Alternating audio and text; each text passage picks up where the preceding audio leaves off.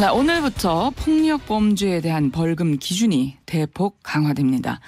앞으로는 상대 멱살을 잡고 흔들기만 해도 최대 100만 원 이상의 벌금을 내야 하고요. 심한 말로 상대에게 협박을 해도 벌금 300만 원 이상의 처벌을 받게 된답니다. 자세한 내용 법무법인 메리트의 임재혁 변호사와 말씀 나눠보도록 하겠습니다. 변호사님 나와 계십니까? 예, 안녕하세요. 임재혁입니다. 예. 자, 말보다 주먹이 앞서는 분들 앞으로 더 조심하셔야 될 것 같은데 폭력범죄에 대한 벌금 기준 이번에 많이 강화가 되네요.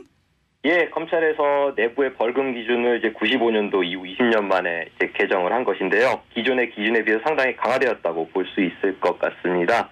검찰 역시 폭력사범들이 피부로 느낄 정도로 벌금을 상향 조정하겠다라고 했고요. 네. 그러면요. 지금 폭력사범 대부분은 어떻게 처벌을 받고 있어요? 예, 일단 뭐 초범인지 재범인지 여부 그리고 피해 정도라든지 폭력 행위에 이르게 된 경위 등이 고려해야 되기 때문에 쉽게 말씀드릴 수는 없는데요. 어쨌든 다소 경미하게 처벌이 이루어진 점은 부인하기 어려울 것 같습니다. 특히 이제 벌금형 등을 통해서 처벌이 이루어진 경우가 다수였고요. 벌금 액수도 이제 50만 원에서 100만 원 그 사이에서 형성되는 경우가 많았다고 볼 수 있겠습니다. 네. 자, 그러니까 얼마나 어떻게 강화되는지 좀 하나씩 살펴봐야 될 것 같은데요.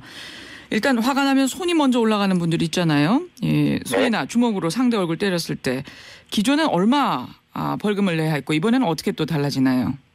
예, 일단 검찰 기준 이번에 새로 제시한 거 약간 설명드릴 필요가 있을 텐데요. 예. 검찰이 제시한 기준은 이제 동기를 갖다가 먼저 세 가지로 분류하고 있습니다. 피해자가 원인을 제공하는 등의 이제 동기에 참작할 이유가 있는 경우, 또는 이제 피해자와 가해자가 비슷한 수준의 원인을 제공한 보통 동기의 경우, 그리고 피해자에게는 잘못을 찾기 어렵고 가해자에게 이제 비난받을 동기가 있는 경우 이제 세 가지 동기로 나누고 있고요. 그다음에 이제 폭행의 정도를 갖다가 뭐 이제 간단히 멱살을 잡고 흔드는 등의 경미한 정도의 폭행, 손으로 뺨을 때리거나 주먹으로 얼굴을 1, 2회 가격하는 등의 보통 정도의 폭행, 그리고 그 이상에 해당하는 경우로서 중한 정도의 폭행으로 나누어 가지고요. 동기와 폭행의 정도의 조합을 만들어서 기준을 제시하고 있습니다. 지금 이제 여쭤보신 주먹으로 얼굴을 때린 경우, 한 대 때린 경우라고 한다면 이제 이를 갖다가 뭐 보통 정도의 폭행으로 볼 것이고요. 그 두 사람이 이제 서로 대화 중에 서로 시비가 붙어가지고 싸웠다라고 하면은 쌍방의 비슷한 수준의 동기를 제공한 경우라고 봐가지고 이제 그 조합에 따르면 검찰이 최근에 제시한 기준은 100만 원 이상의 벌금형에 해당하는 사안이 되는 것이고요. 네. 기존의 경우라면은 초범임을 전제로 했을 때 50만 원에서 100만 원 정도 사이 벌금이었던 것으로 볼 수 있을 것 같습니다. 예, 일단 이 폭행의 동기와 또 정도 어느 정도인지 그 조합을 만들어서 그 기준에 따라서 네. 처벌이 달라진다 하는 말씀이시네요. 예. 네. 변호사님, 제가 예전에 언제 들었는데 안경 쓴 사람 얼굴 때리면 가중처벌된다는데 맞나요? 이게 일단은 가중처벌이라는 게 꼭 안경을 썼기 때문이 아니라 그만큼 이제 안경 쓴 사람이 맞으면은 더 위험의 정도가 커질 수가 있겠죠. 이제 그것 때문에 이제 고려를 한다라는 부분이지 뭐 안경을 썼기 때문에 꼭 더 가중된다 아니다라고 그렇게 나누기는 조금 어려울 것 같습니다. 그렇군요. 그리고 또 앞에서도 얘기했는데 이 멱살 잡고 흔들면 네. 최대 100만 원이라고요. 일단은 최대 100만 원이라기보다 100만 원 이상이라는 기준이 나오는 것으로 볼 수가 있는데요. 100만 원 이상이요? 네. 예. 일단 요거를 설명을 드리면은 이제 멱살을 잡고 흔드는 건 폭행의 정도로는 이제 경미한 정도의 폭행으로 분류를 하고 있고요. 검찰 새로운 기준은. 근데 이제 아무런 이유 없이 지나가는 행인의 멱살을 잡고 흔들었다라고 하면은 이거는 이제 가해자한테 굉장히 큰 비난 가능성이 있는 경우로서 동기 중에서는 가장 이제 안 좋은 동기로 보는 거잖아요. 그러면은 이제 비난 동기에 경미한 폭행의 조합이 만들어지는 경우고 이제 검찰 기준은 거기에 대해서 100만 원 이상을 갖다가 제시하고 있는 상태입니다. 예. 근데 지금 폭행 상황에서 보면 피해자가 원인을 제공했을 수도 있고요. 또 반대로 피해자가 전혀 잘못이 없는데 폭행을 당하는 경우도 있을 텐데 이 폭력범죄 기준 명확히 세우는 게 참 중요하겠어요? 예. 또 이번에 새로운 그 기준 안에서 그 동기별 그리고 폭행의 정도별로 총 9가지 조합이 나오도록 하고 있는데요. 그것이 핵심이라고 볼 수 있을 것 같습니다. 그래가지고 형법상으로 폭행죄는 법정형을 500만 원 이하의 벌금으로 규정하고 있는데요. 그 폭행죄에 대해서 기소유예 내지 50만 원 미만으로 처벌이 가능한 경우서부터 이제 그 하한이 300만 원 이상까지로 하는 경우로 이제 단계적으로 나눠가지고 제시를 하고 있는 것입니다. 예. 그러면 상해범죄는 기본 벌금이 더 높겠네요. 예, 일단은 예라고 말씀드릴 수 있고요. 예. 이것도 기준을 갖다가 이제 나눠가지고 제시를 하고 있습니다. 여전히 이제 동기는 이제 비난 가능성이 적냐, 보통이냐, 아니면 없냐라는 경우로 세 가지로 보고 있고요. 상해 정도를 갖다가 2주를 갖다 기준으로 해가지고 제시를 하고 있습니다. 그래서 이제 피해자가 원인을 제공하는 등에 참작할 동기가 있는 경우, 그 여기에 2주 이하의 상해가 나오면은 50만 원 미만 또는 기소유예가 가능한 반면에 2주 이상이 나오면은 50만 원 이상의 2주를 초과하는 경우에는 주당 30만 원을 가산하는 방식이고요. 그다음에 또 동기가 이제 보통 동기의 경우에는 2주에 100만 원 이상의 벌금, 그리고 또 2주를 초과하면은 주당 50만 원씩 가산하고, 비난 동기의 경우에는 2주에 200만 원 이상에다가 주당 100만 원이 가산되는 식으로 계산을 하고 있습니다. 예, 보통 동기, 비난 동기 이런 말이 나오네요. 예. 예. 자, 그러면요, 이런 경우 예를 들어 어때요? 저 학생이 네. 그 담배 빌려다고 해서 훈계를 했는데 말이죠. 학생이 대들어서 화가 나서 멱살을 잡고 흔들었다. 네. 상해 2주 진단이 나왔다. 저희는 좀 이렇게 구체적으로 이야기해야지 좀 편하게 와닿습니다. 어떤 처벌을 받게 되나요? 일단은 이런 경우라면요. 혼내려다가 이제 상해가 나온 건데, 예. 그럼 누가 봐도 이건 동기에 있어서 이제 이 학생이 피해자가 원인을 제공한 측면이 있는 거잖아요. 예. 이 경우에는 이제 참작할 동기의 경우로 보는 것이고요. 예. 그다음에 2주 진단이 나왔으니까 이제 최소 단위로 봐가지고 아까 말씀드린 것처럼 50만 원 미만 또는 기소유예가 가능한 사안으로 일단 기준안은 제시하고 있습니다. 네. 그러면 술자리에서 지인과 말 다투게 될 경우 뭐 이런 경우도 있는 것 같던데, 예. 전치 3주의 상해를 입혔다. 이렇게 되면 어떻게 되나요?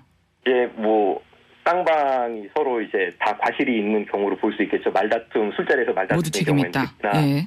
그러면 이제 이걸 갖다가 이제 소위 말하는 보통 동기, 쌍방에 다 원인 제공의 이유가 있는 경우로 봐가지고 보통 동기로 구분하고요. 여기에서 이제 2주 상해에 100만 원 이상이 되는 것이고, 이제 여기에서 주당 50만 원씩 가산하도록 규정하고 있으니까요. 이제 이런 경우에 3주 상해가 나왔다라면은 150만 원 정도로 일단 예측은 해볼 수 있겠죠. 예, 요거는 보통 동기. 예. 네. 별다른 이유 없이 지나간 사람에게 시비 걸고 얼굴을 때렸다. 이럴 때는 어떻습니까? 네, 이건 아까 말씀드린 것처럼 피해자로서는 어떠한 원인 제공도 한 것이 없는 거잖아요.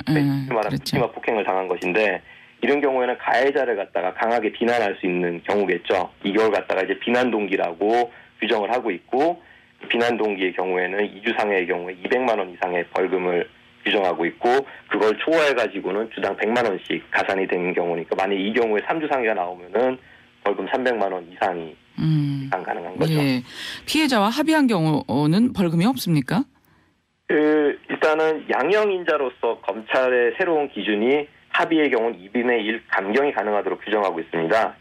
지금 좀 전에 말씀드린 그 동기와 상해의 정도 또는 동기와 폭행의 정도의 그 조합은 일종의 기준이고요. 네. 기준 원칙이고, 그 원칙 외에 양형인자를 갖다가 규정하고 있는데요. 가령 합의한 경우에는 지금 말씀드린 것처럼 2분의 1 감경, 반면에 이제 피해자가 2명 이상이 생긴다라든지 아니면은 2명 이상이 계획적으로 공동 범행을 한 경우에는 가중인자로서 고려하고 있습니다. 예.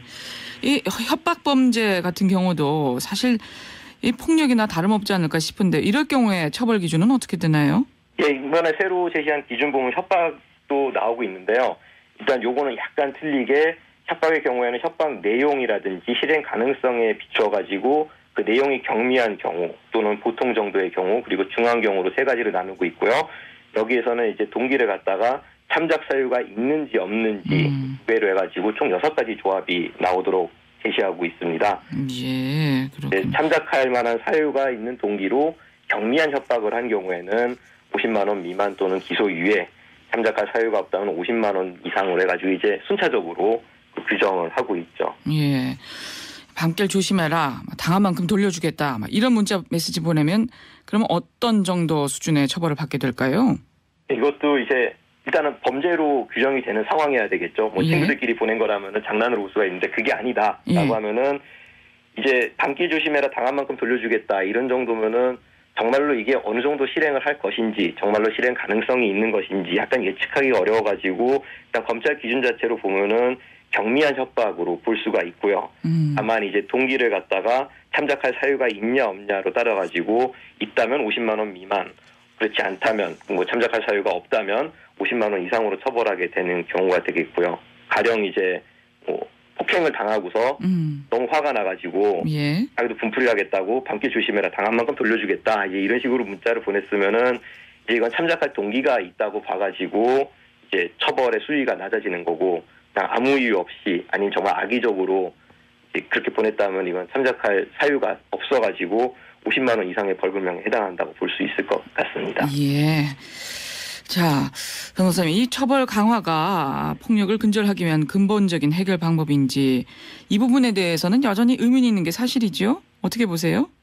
네, 일단은 이번에 뭐 새로 기준안을 갖다가 95년도 걸 갖다 이제 개정해서 굉장히 오랜만에 이제 나온 거잖아요. 예. 뭐 현실화시키기 위한 노력을 했다라는 부분은 분명히 있는 것 같습니다. 검찰에서. 예. 네, 뭐 제 개인적인 생각으로는 처벌의 강화가 필요하긴 하지만 능사는 아닐 것 같다는 생각이 듭니다. 특히 이번에 이제 제시된 이유를 보면은 95년에 비해서 기준 소비자 물가가 80% 이상 상승했다라는 것 같다. 이제 벌금 기준의 상향을 이유로 들고 있는데요. 네. 벌금이 물가에 연동될 필요는 저는 일단은 좀 없지 않나라고 생각을 합니다.